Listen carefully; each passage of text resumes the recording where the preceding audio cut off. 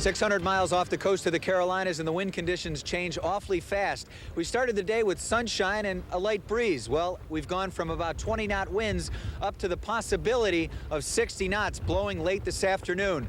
What we're feeling is the effects of a tropical storm. Tropical Storm Grace is about 150 miles off the coast. Phil?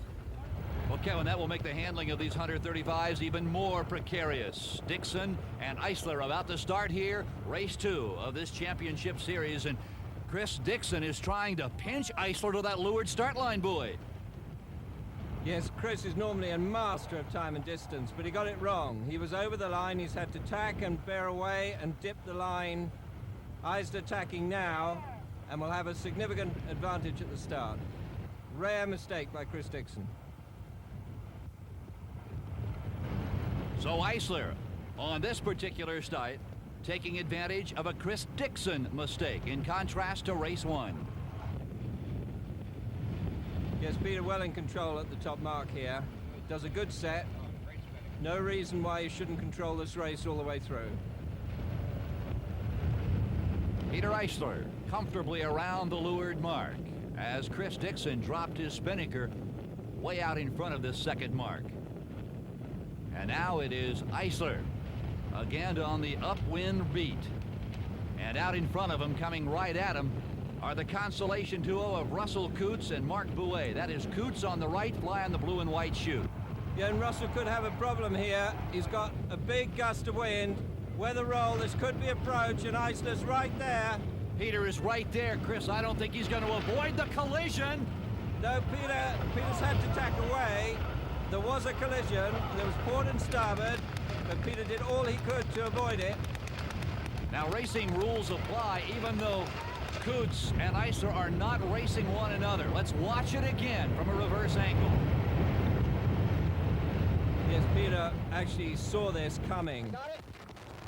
Big puff coming. Here's how it sounded if you were on board Eisler's boat. What are you doing? Watch out, Jeff!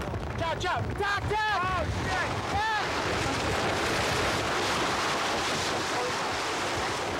Keep going! Go, keep going! Get out! Hold that big flag. Keep going!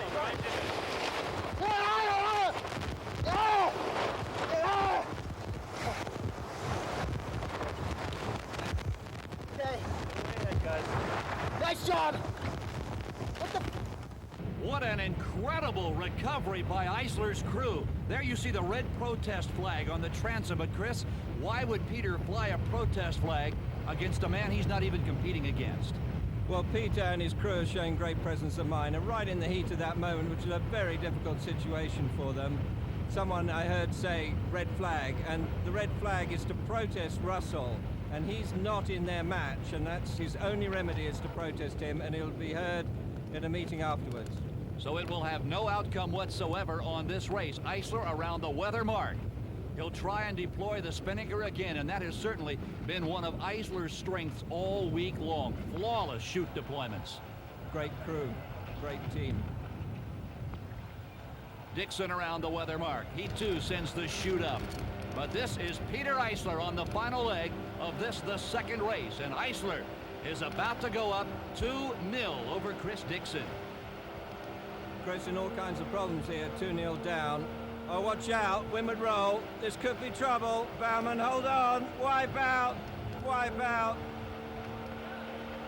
The chute is gone. And for Chris Dixon, so is this second race in the best-of-7 series. America's Peter Eisler now goes up 2-0. Repairs at sea, the result of the collision between Russell Coutts and Peter Eisler. More action to come. Oh, it has been wild in the Mazda World Championship of Match Race Sailing.